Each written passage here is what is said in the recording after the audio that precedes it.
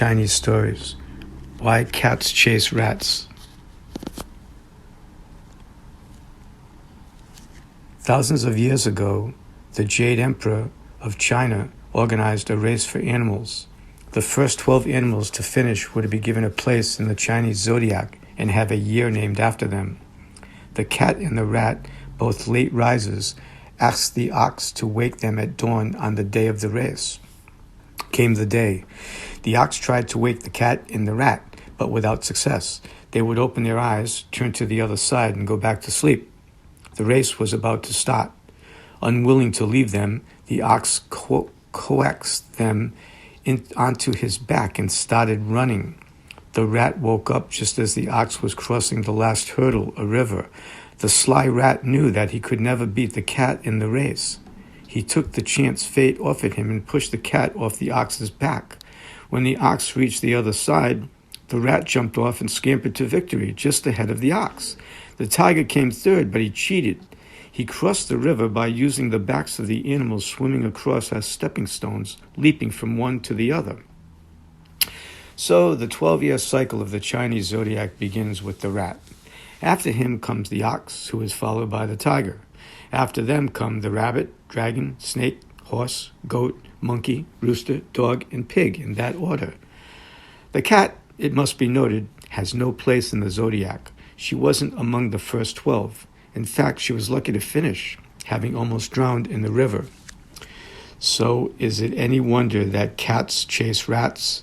They can never forget the humiliation heaped on their ancestor by a tricky rodent. Chicken feed, a Chinese story. Yuan Guangqing was a Chinese magistrate who lived about 100 years ago.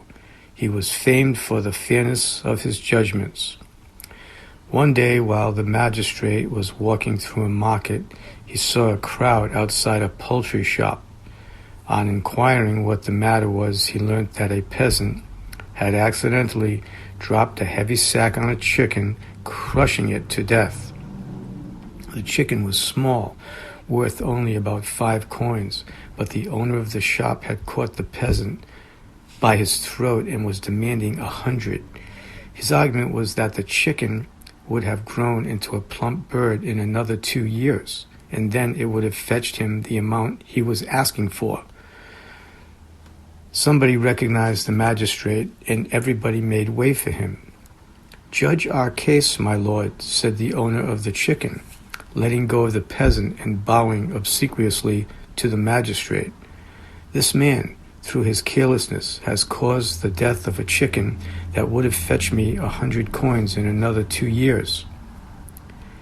Fear had made the peasant's speech incoherent. Nobody could understand what he was saying. "The price put on the chicken is 100 coins, said the magistrate to the peasant. "I advise you to pay." There was a gasp from the crowd. Everybody had expected the magistrate to rule in the peasant's favor. The owner of the chicken was overjoyed. "They said you were fair in your judgments, my lord," he said, rubbing his hands in glee. "Now I can say there is no one fairer than you." "The law is always fair," smiled the magistrate. "Tell me, how much grain does a chicken eat in a year?" "About half a sack," said the poultry shop owner. "So, in 2 years, the chicken that died would have eaten a whole sack of grain," said Yuan Guangqing. "Please give the sack of grain you've saved to this man." The chicken owner turned pale. A sack of grain would cost more than 100 coins. Cowed by jeers of the crowd, he declared he would not take any money from the peasant and retreated into the safety of his shop. Chicken feed, a Chinese story.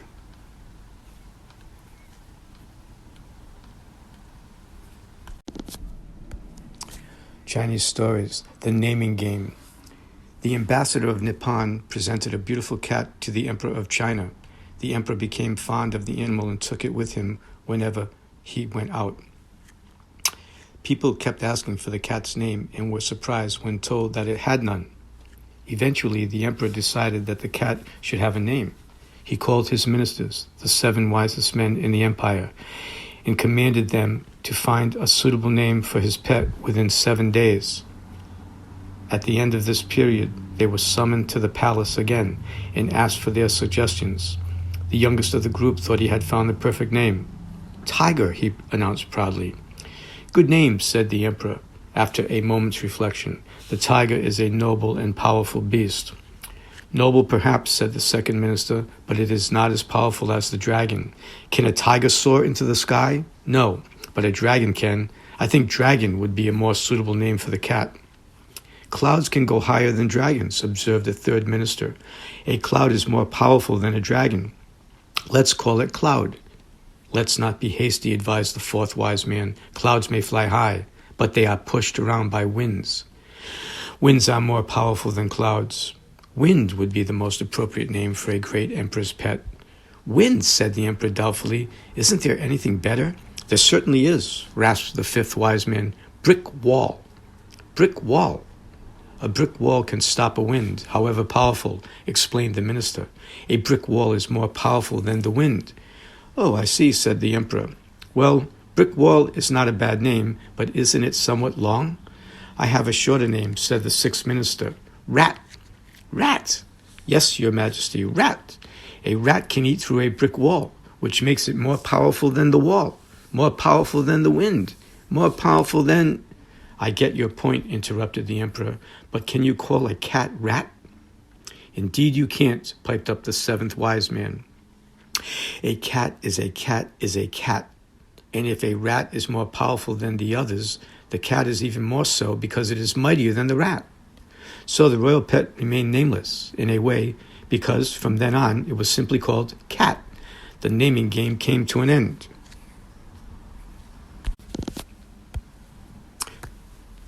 Moment of madness. There lived a man in the state of Qi who loved gold above everything else. Nothing else could excite him as much as the sight of gold. One day, while passing a jeweler's shop, he saw a man handling a bar of gold. He rushed in, grabbed the gold, and ran, but he was soon caught. Why did you steal the gold in front of so many people? Asked the judge. Your worship, said the man, when I saw the gold, I became blind to everything else. I did not see the people around.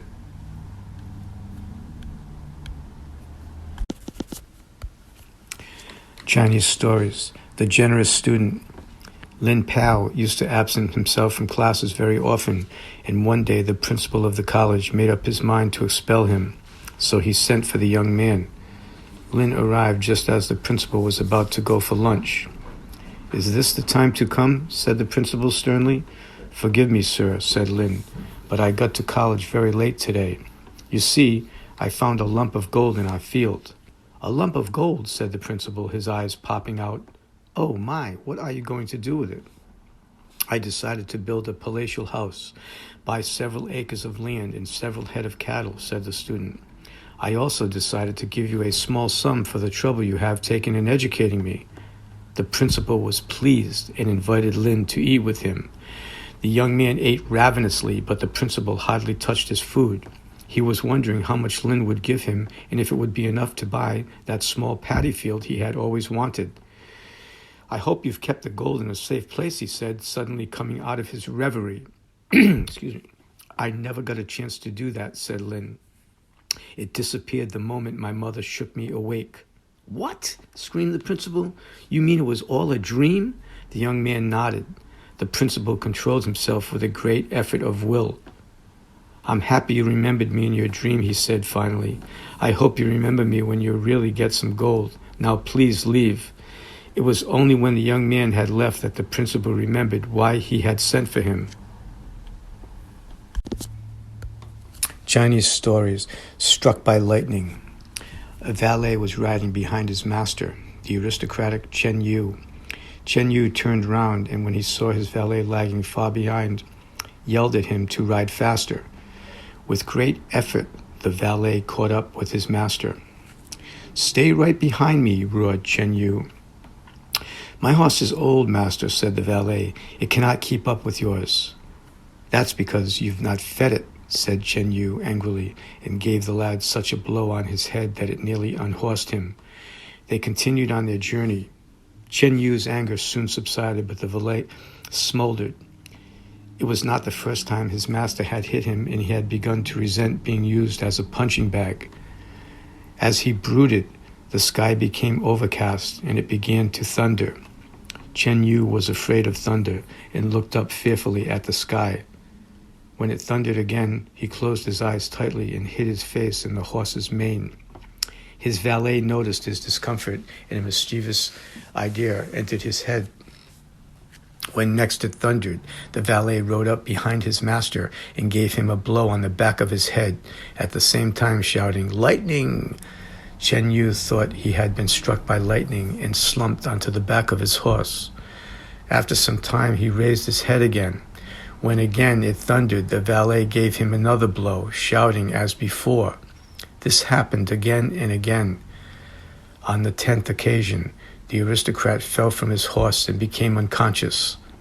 The valet dismounted and sat beside him. He felt remorse for what he had done. After all, the man was his master and also much older than him. When Chen Yu began to stir, the boy quickly lay down and closed his eyes. Chen Yu got up and was pleased to see that his valet, too, had been knocked unconscious. He began to shake him. The lad opened his eyes and pretended to be dazed. "What happened, master?" he said. "Lightning hit you just once, and you became unconscious," laughed Chen Yu. "I was hit 10 times before I fell." When the storm had subsided, they resumed their journey. Chen Yu felt that the gods had punished him for his cruelty to his manservant, and from then on never hit the valet again.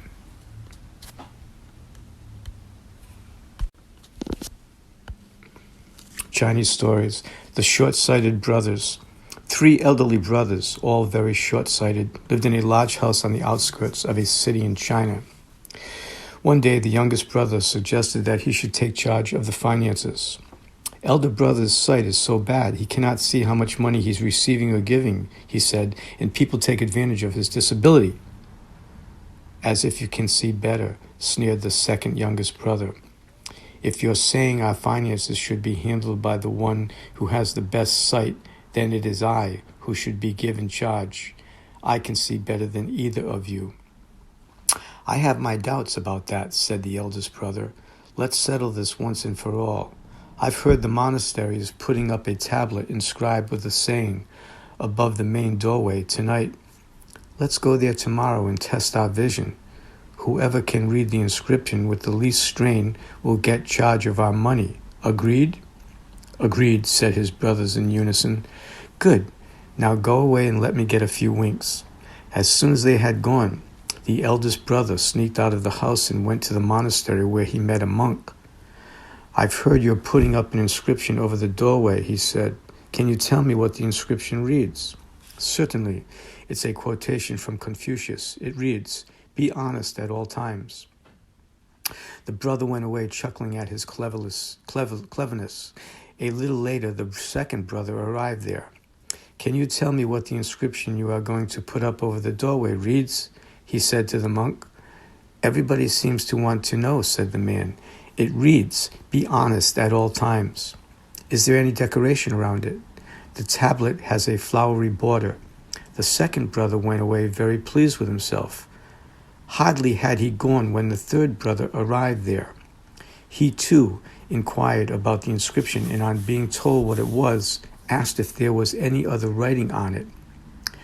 "Only the donor's name, Wang Li, at the bottom," said the monk. The next morning, the 3 short-sighted brothers made their way to the monastery. "There's the inscription," said the oldest when they drew near the entrance.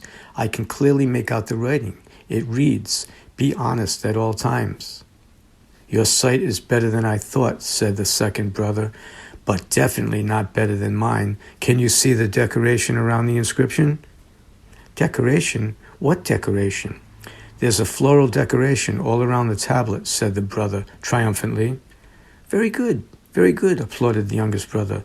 "But can either of you see any other writing on the tablet besides the inscription?" "Other writing?" intoned the second brother, his face falling. "What other writing is there?" "The name of the donor, Wang Li," said the youngest brother, pointing. "Can't you see it? It's at the corner." The monk they had talked to the previous evening came out of the monastery just then and walked towards the short-sighted brothers. "Oh, you've come to see the inscription," he said. "So sorry, we couldn't put it up yesterday evening. We are going to put it up today." The short-sighted brothers realized they're foolies.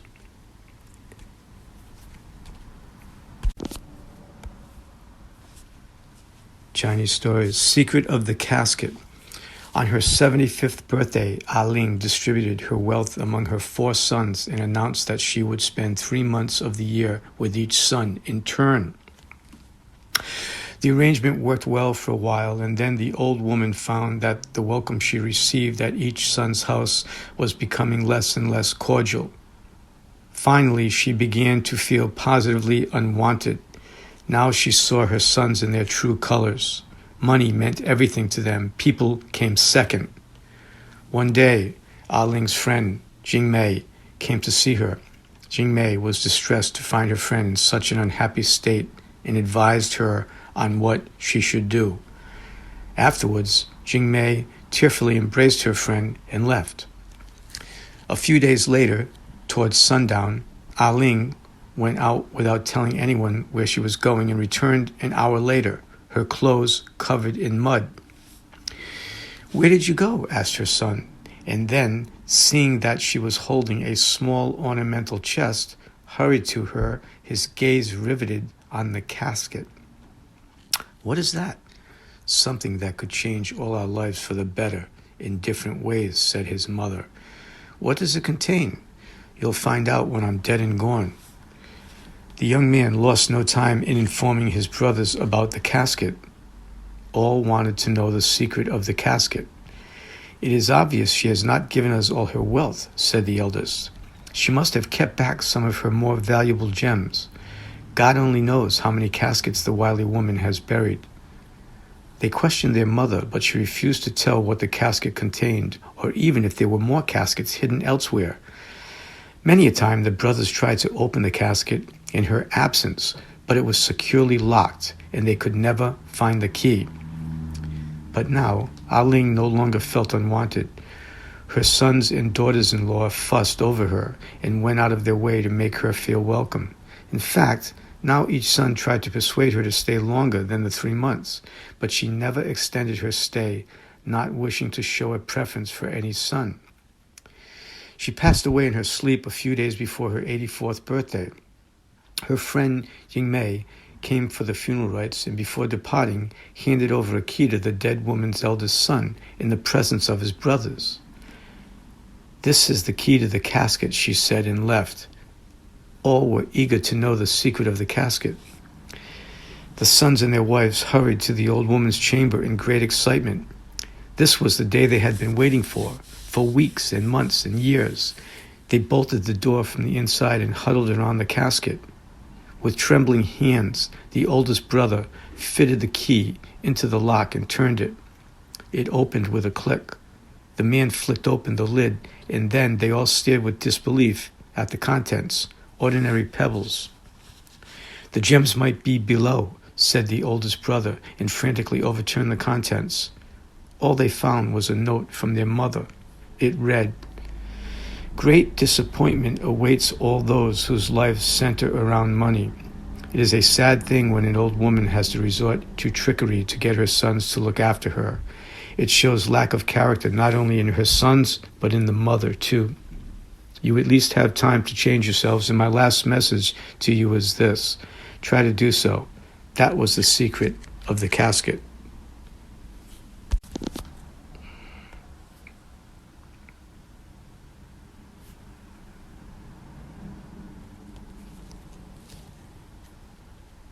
Gasping Grasper, a Chinese story.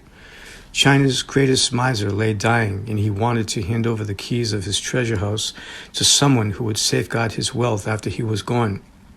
He had 3 sons to choose from, so he called them to his bedside. Turning to his eldest, he said, "Tell me how you will conduct my funeral after I die." "It will be a grand funeral, father," said his son earnestly. "I will have a silver coffin made for you and dress you in robes embroidered in gold." Afterwards, I will feed the poor for 3 days in your honor." "You're a fool," rasped his father. "Silver coffin, golden robes. You will feed the poor for 3 days. Oh, woe is me. What a wastrel I've raised." And he began sobbing in distress. The second son realized that his father did not want much money to be spent on his funeral. So he said, "Elder brother has extravagant ideas, father. I will see to it that you have a simple and inexpensive funeral. Buddhist and Taoist priests will chant the prayers at your funeral, and there it will end. No feeding of the poor or anything of that sort." "Buddhist and Taoist priests?" gasped his father. "Oh, you nitwit, do you know how much those priests eat? And you have to pay them in gold afterwards. You are as useless as your elder brother. Move aside. Let us hear what your younger brother has to say." The youngest son had always loathed his father's niggardliness, and now, disgusted with his behavior, said, "I will spend no money on your funeral, father. In fact, I will make money when you die." "And how will you do that, my son?" asked the miser, his eyes lighting up. "As soon as you're dead, I'll dump your body in a cot and take it to the various medical schools in the northern provinces and sell it to the highest bidder." "You are a true son of your father," said the miser admiringly. "You shall be my heir." And he began to grope under the pillows for the keys of his treasure house. "But father," said his elder son, "did you hear what he said? He said he would sell your body to the highest bidder in the northern provinces." "I absolutely forbid you to do that," said the miser, looking sternly at his youngest son. "The northerners want everything on credit. Take me to the southern provinces."